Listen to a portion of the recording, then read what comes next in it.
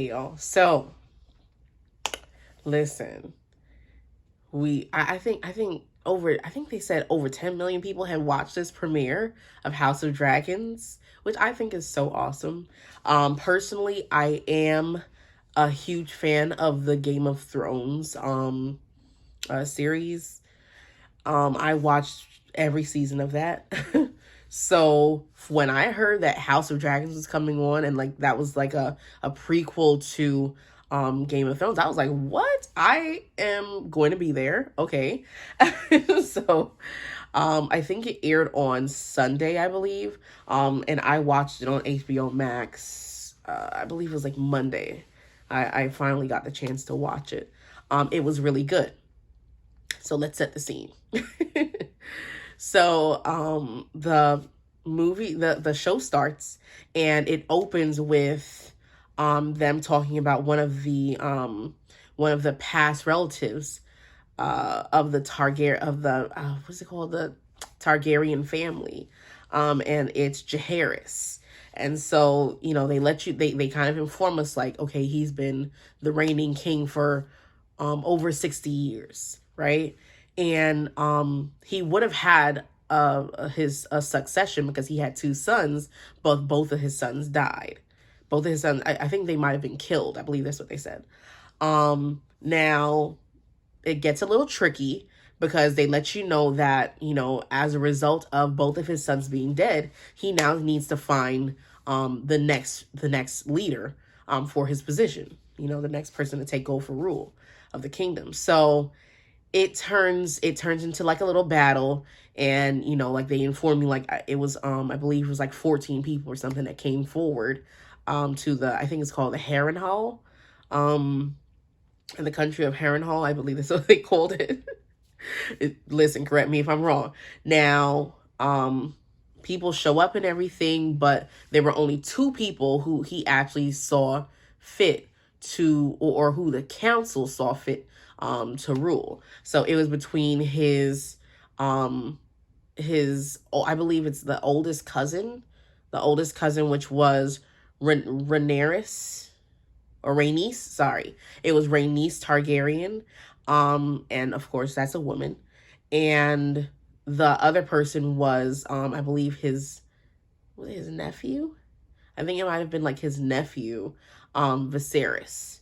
And in the show, you see that it's Viserys and his wife who's pregnant. So, of course, they end up choosing Viserys because as we've all come to realize or whatever, there was a lot of patriarchy back then. And so a lot of them didn't really believe in a woman ruling, their kingdom. They weren't really, they weren't into that. That wasn't something that was normal for them. They were used to picking male heirs. So that became a thing. Viserys took over, and in one of the scenes you see that there's this girl who come riding in, and it almost reminds you of Daenerys or whatever, Daenerys Targaryen, the way that she rode in on the dragon, and just like the whole resemblance and everything. They kind of make it very clear that the Targaryen family are just a lot of real, like almost like a bleach blonde. It's a lot of Caucasian people with this bleach blonde hair, almost albino, to be honest. Like everything on them looks blonde, and so it's like it's different. So she rides in, and it seems like she's like a real outdoorsy type of girl. And you realize like over time that that's the daughter of Viserys. In the midst of this, her mom, I don't remember her name, but her mom is pregnant again. And they're convinced that it's a boy that she's having this time. So everyone is just like preparing for the boy to come, because the king, Viserys, he is just consumed with the idea that he definitely needs to have a male heir to take over the throne.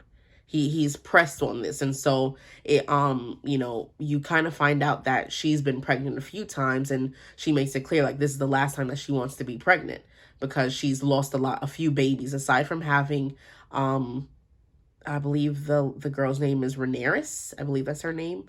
Aside from having Rhaenyra, which is their daughter, their oldest daughter, she lost, I believe, like 4 or 5 other babies. And so this is like the 5th baby for her, I think. And so, she, in one of the scenes, so was something that stood out to me was the fact that in one of the scenes, she tells Rhaenyra, she's like, oh, this will be you soon.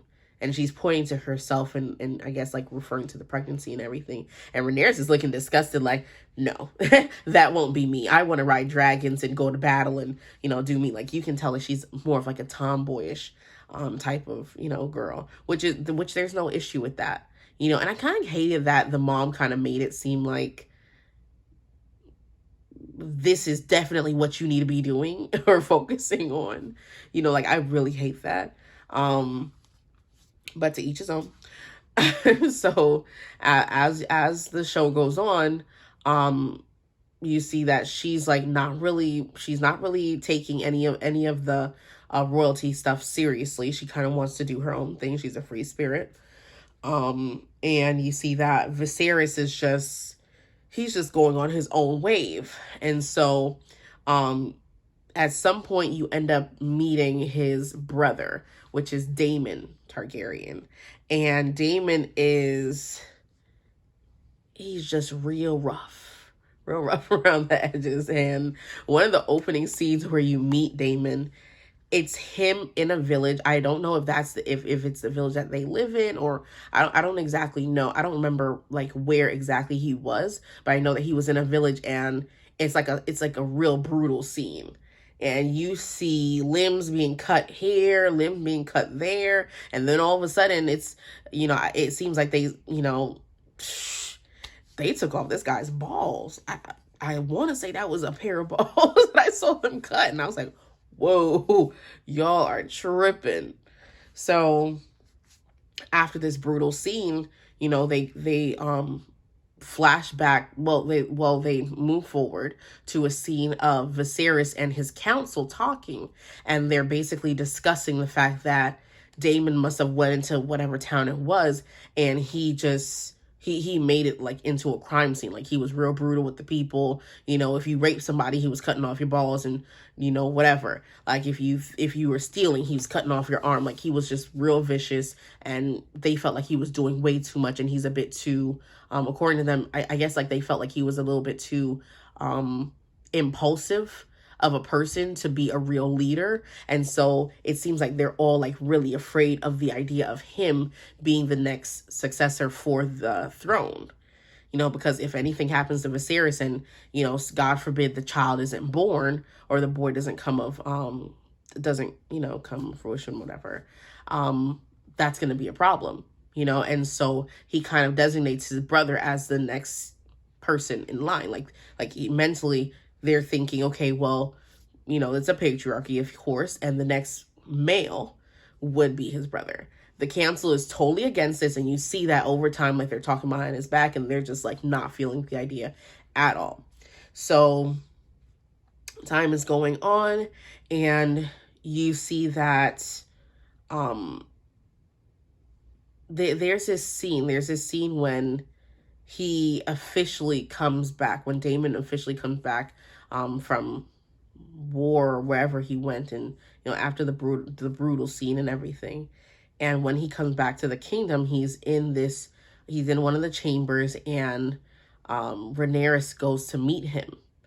And they have this scene, and you can tell like they kind of have like a good uncle niece kind of relationship going, because he's like giving her, I believe it was like a necklace or something to put on, and he puts it on for her, and they're talking and having their own conversation, and you can tell like they must have a good enough relationship for her to want to meet by herself with him, and before he actually goes in to meet the king and everything. So that stood out to me. That did stand out to me. In the midst of that, the next thing that came up was Viserys choose to host a tournament, basically in celebration of the possibility of him having a male heir. to be born from his wife. And so Damon is like one of the main people in the tournament, and he's just going against each person, and they're just going back and forth, back and forth. In the midst of that, you see that his wife, I think her name is Emma, something around there. She is in labor, in a different part of the kingdom. So in the midst of her being in labor, she's struggling. Like you hear her, like really struggling to give birth. And then you see that they're having a difficult time, and they call Viserys and they let him know, like, we think the baby is breached, and we have to now figure out what's the next plan. What are we going to do next? And so Viserys is like, whatever you got to do it, so I can get my baby and my wife is okay. And they're looking at him like, well, we've already tried turning him. It's not working. Like, the baby is stuck. Like, we have to figure out something else. So, unfortunately, they let him know, okay, well, if you want to guarantee the next heir to the throne, you're going to have to make the decision of saving the baby, or you save your wife, but you can only save one. Technically, in that situation, I don't know. I felt like she was gonna have to die either way.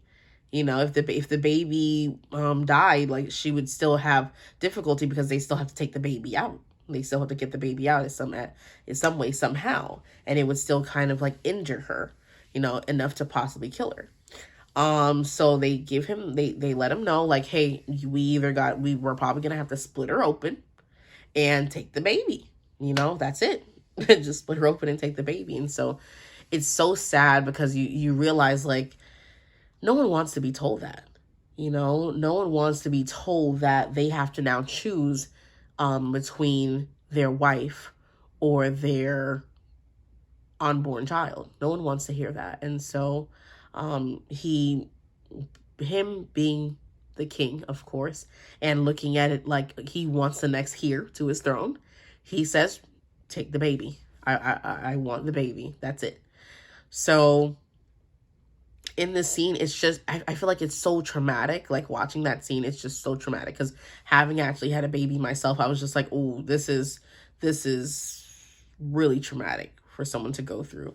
And in the scene, he goes next to her because he's trying to comfort her, or he's trying to seem like he's comforting her.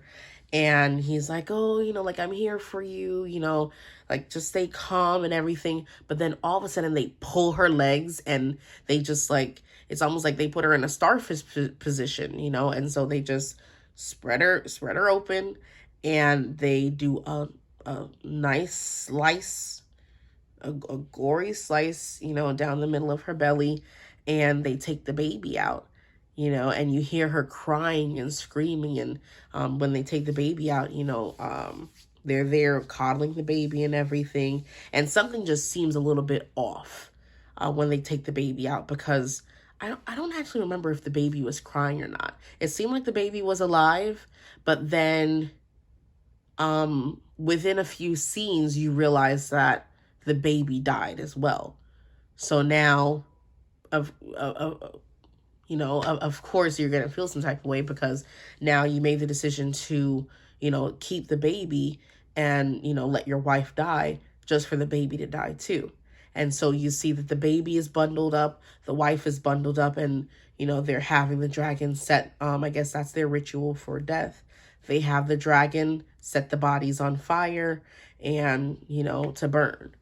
And everyone's just super emotional, and you can see that Rhaenyra, his oldest daughter, she's so angry with him. She's so angry with her father, because she realizes, like, my mother is dead because of you. You were so pressed on having a male heir that you were willing to kill her in order to get that child. And now the child isn't even alive, and my mom is gone, and I completely felt that anger. Like, you felt that anger, like, ringing through that whole funeral scene. And so, they reach that point where now the council has to join again, and they have to now decide, okay, what are we going to do? Who will be the next heir to the throne? Because the supposed son that you were supposed to have just died. What next? Like something can happen to you at any point, because um one of the other scenes that was, I guess, seemed really important, he had a lesion on his back. I don't know if it was leprosy or something else, but he did have a lesion on his back. And I was like, ooh, that looks like something that's a little deep. That's not that's not like a bed sore or nothing. I think one of his helpers was trying to tell him that it was like a lesion from like a bed sore, like sleeping on one side too long, and that did not look like that. It seemed a little bit too deep and seemed like it might have been an actual like disease or something. But either way, they're trying to treat the wound, the lesion, with some type of ointment, and it seems like it's just not working and it's not healing. So here in this other scene now, the council is joining, and they're concerned about his health and concerned about the possibility of him dying and still not having confirmed a real heir, or the possibility of them having to deal with his brother being the next king. And a lot of them don't like his brother, as we've come to realize. So they sit here, they have this meeting, and they basically tell him like, no, like your brother is not a good option. Like the only other option would be you having your daughter as the next ruler. And he's looking like, what? No, my brother can take the lead. He's the next male heir, he can take the lead. Now they cut to this scene of, it seems like a whorehouse. Like that's what it was. And you see dick slinging, you see butt everywhere. Like one guy's getting his dick sucked, and like he's sucking breasts. Like it was just a lot going on. It looked like a lot of funk. That's what it was like everyone just looked hot and sweaty. And so in the scene, you see Damon just sitting in there, and he's not really engaging with anyone or engaging in the festivities. He's just chilling and looking. And so one of the ladies there, she basically amps him up and tells him like, oh, like you're gonna be the next heir, you're gonna be the next heir, so you should be proud, and like give us a speech. Yeah, she's like, give us a speech, tell us something. And so I guess he starts feeling himself, in that moment, and he gives his speech, and then he tells them that, drinks are on him. He's buying drinks for everyone. Unfortunately, something that he said stood out to some of the people, and it was brought back to the king. So when he returns to the castle, or to the kingdom, the king basically, summons him, to come by so that they can discuss what happened. And Viserys is livid. He's upset. And you find out that, I guess, Damon, in the midst of his speech, said, well, his son, Viserys' son that was born and died was a hair for a day. And that became like the quote, he was a hair for a day. And so Viserys was livid at the idea that his brother would, basically make a joke out of something that was so serious. You're making a joke out of my child dying and my wife dying. Like, that's not funny. And so in the midst of him being angry and still bottled up in that in mourning, like he's still mourning the death, because it seems like it's just been a few days. And so he's still mourning that death, and he's upset at the idea that his brother would sit here and betray him in that way to, make a joke about the fact that his wife died and his son died. And so he basically tells him like, no, you won't, you have no place here. Like, I don't want you to be a part of our kingdom. I'm sending you away. Like you can go with your ugly wife and all this. And that's it. I don't want to hear from you. like, I found the next heir. That's it. And so that's when the scene leads up to Rhaenyra being crowned as the next heir. And you see them do the whole ceremony, and this is a turning point for everyone because they haven't had a female heir in forever. Really, they haven't had a female heir. So in this moment, it's so different for them to have a female now being crowned as next heir of the throne. And so, she's real proud, and you can tell, like, even though she seems really outdoorsy and, rough around the edges and everything, you can tell that she does have a sound enough mind for the position. And so, I think that's why a lot of the council were, like, excited about the idea of her being the next heir. And so I am waiting for episode 2. I really want to see where this leads us and what goes on with Daemon, because he's a really interesting character. I want to see if Viserys gets sick, or gets, a little more ill or something. I just want to, see what's going on there. And, I'm excited. I'm excited to see their relationship with the dragons, because throughout the show, throughout that first episode, you do see the dragons appear here and there. But I think they did say that they had at least 10. I believe they had at least like 10 adult dragons in their possession. And so they're like the most powerful kingdom there is, because they have their dragons, to basically like be their extra defense. And so, yeah, I'm waiting for episode 2. I'm excited. So, I guess stay tuned, and I'll come with another summary for episode 2 once I watch it on Sunday. So, peace. I'll see you guys next time. Adios.